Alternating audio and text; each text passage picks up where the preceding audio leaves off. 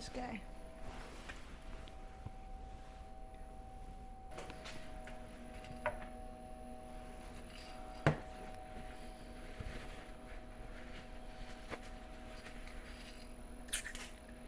Oops.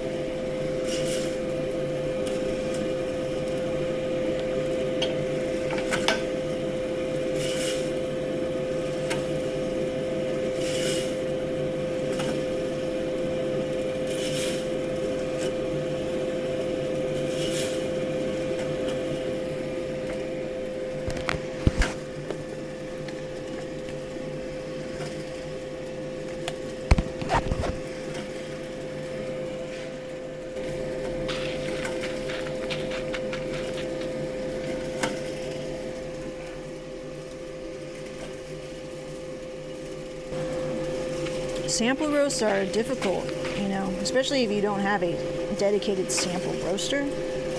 You're now dealing with capacity issues, you know, like this machine isn't meant to roast 100 gram samples, you know, it's not what it's made for. So the bean probes and all the probes in general are going to really give you some off or wonky looking, weird looking readings. So they're not accurate. The reason why I still document it on Roast Path is because at least I can get some markers in there, like what the total time was, the total roast ratio and all that stuff. So, you know, but I don't really take the curves into account. So I kind of just went and ran with it. I wanted to be a little bit more focused, but since I gotta wait for my machine to cool down a little, it's pretty warmed up now.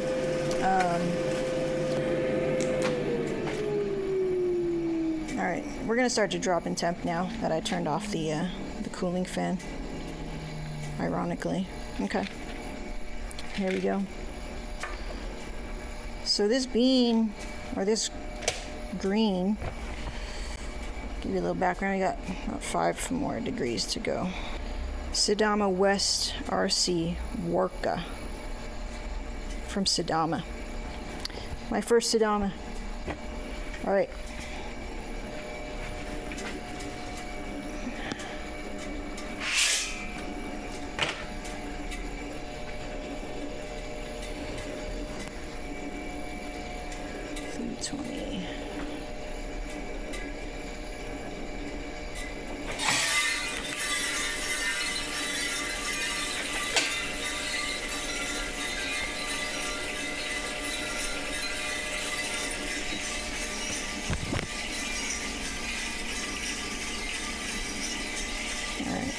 I'm down at 335.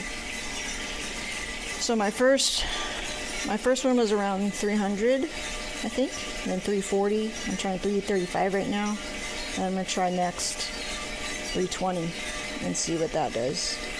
Still doing a 1 minute soak on these little guys. That way I could even go longer, but I mean, it's 100 grams, it's sample roast. It's normal to have this drop at around 6 minutes, 7 minutes. I had one that dropped at 5 minutes, close to 6. So we'll see how they all taste. And I'm roasting purely on intuition at this point. It's changing one thing, which is basically just my charge. Because I feel like if I were to buy this and roast a full 1,000 grams of it, whoop.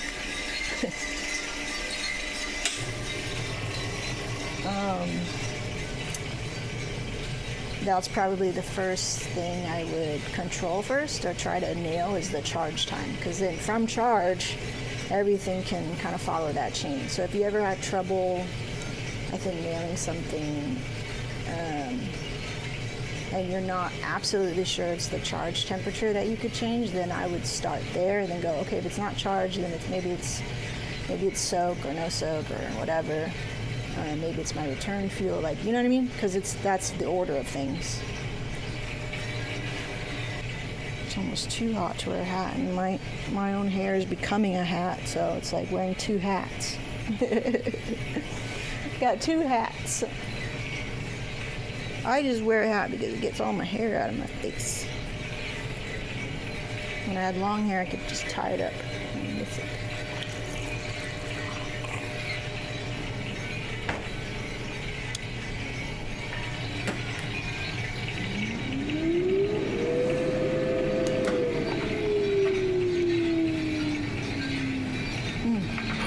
I'm really trying to call yellow. Yes, on color, and that's my first, I guess, visual cue because it's my eyes first, but I try to call yellow with my nose because it's the smell, I think. So I'm really trying to differentiate in my senses, like what's vegetal, what's really like green, what represents smell-wise not yellow yet, and what when it is true yellow, like what is that smell, and to really be able to capture it. That way, if anything, I can always go to the trier and be like, this is yellow, you know, despite maybe how wonky the colors look like.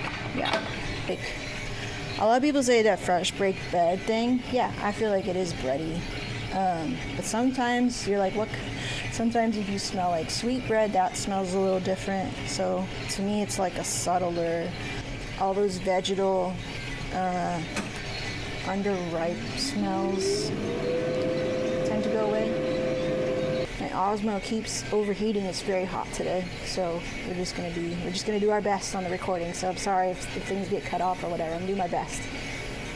I think that roast may be the prettiest on the curves.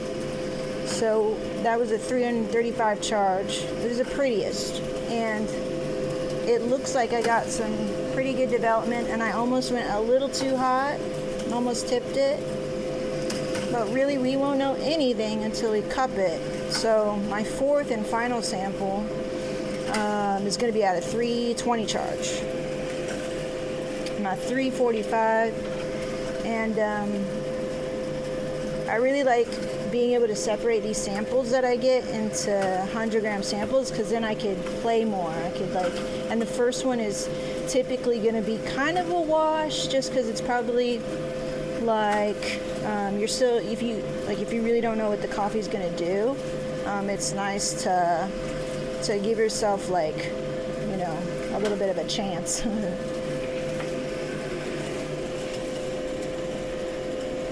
So this sample from Mizar, Sidama, is I guess it's a city or a region, but it's in Ethiopia. So big boy coffee, about 2,000 plus elevation.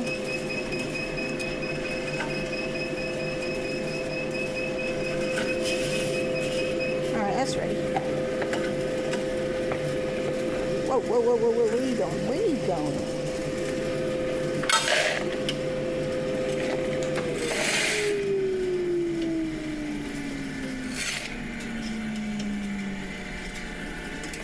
All right.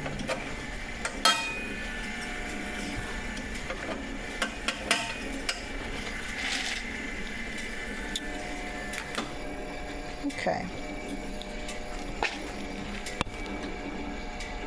That looks pretty good. Almost tipped it. Almost. A little too hot. Probably coming into first crack. Maybe it was a little too hot. That's number 3. Mark it, just in case. That's where Sidama is. And I hope I'm saying that right.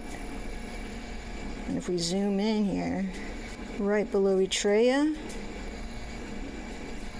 or Eritrea, right above Kenya, right in the middle, I'd say, of Ethiopia. That's cool, isn't it? And if we zoom in even more, it's right above the Yergachev region. That's super, that's a lot, maybe it's more well known than Sidama.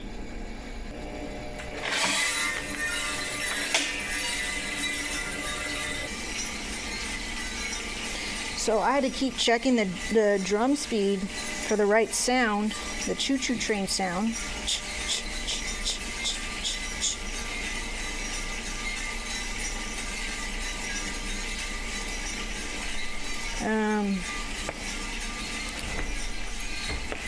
And again, like I said, it's all intuition, so we're just, every sample I have to check, because they weren't all exactly 100 gram, so just checking to see. There's my minute. And I've been returning to 2 kPa on the return.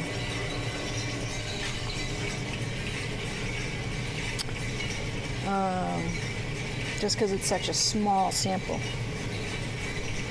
And I could have played with that again, but again, when you're changing stuff, you really only want to change one thing at a time, because then you'll really know if, you know, the limits of and the range of that change.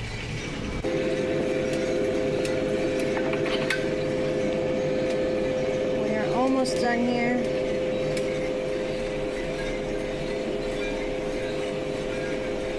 All right. So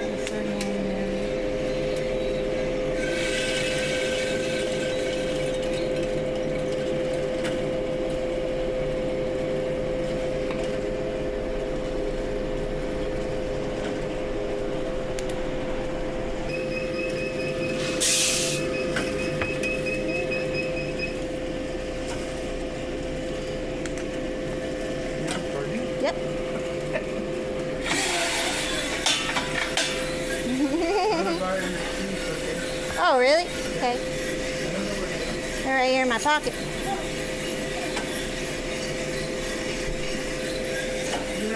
There.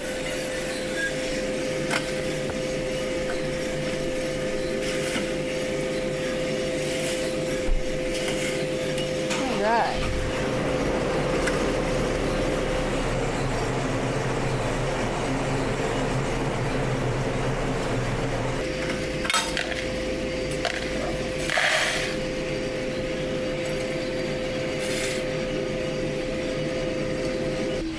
So we've got decaf in the drum now, and I do like a 360 charge on this when I'm doing a City Plus roast, which means I'll develop it to about, like on my numbers on my machine, it's typically a 23% development with a trier check.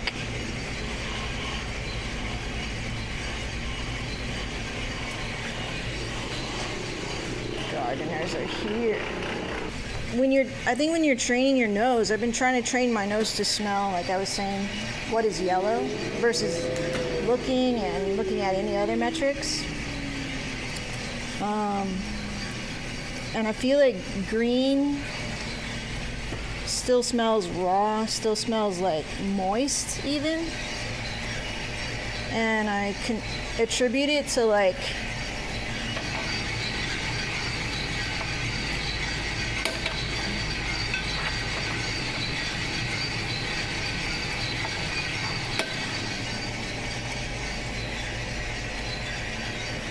cutting vegetables on the cutting board, because when you cut a vegetable, there's that moisture that comes out, and like, I don't know, there's like a smell, and it reminds me of that. So it's definitely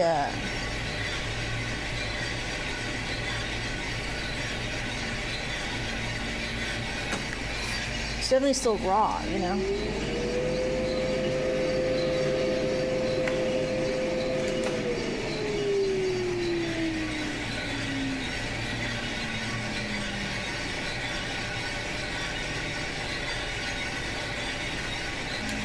All right, so data's looking much better when you are running a full capacity drum and the machine can actually do its job, or do what it's meant to do, rather.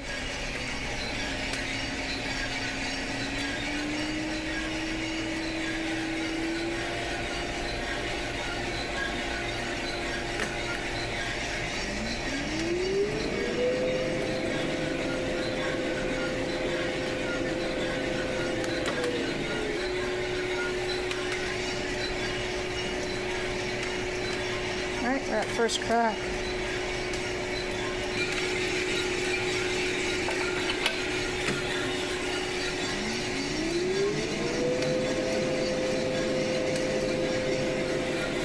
You can almost smell the acidity when you get into the third phase of the roast. Like it almost singes your nose hairs a little bit, like you know when you nose whiskey or something, you know.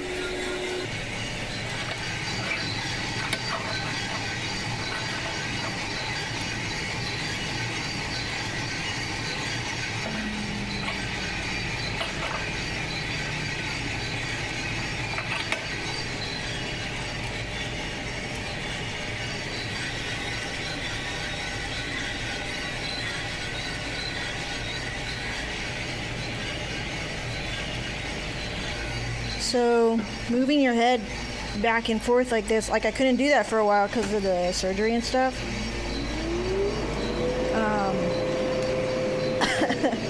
So I kind of like forgot. So I saw some of my roaster friends like do this, and the reason why you want to do that, so you can move from each nostril. Each nostril is not the same. One may be clogged than the other, you know. A better way of using your instrument better, you know. So there's a sweeping motion. It's an instrument. It's a tool. So you want to use the tool in the best way possible. That also means, you know, doing your sinus washes and taking your allergy medicine so you can actually smell all that stuff. And these things that I'm saying, like, sometimes I feel silly saying them.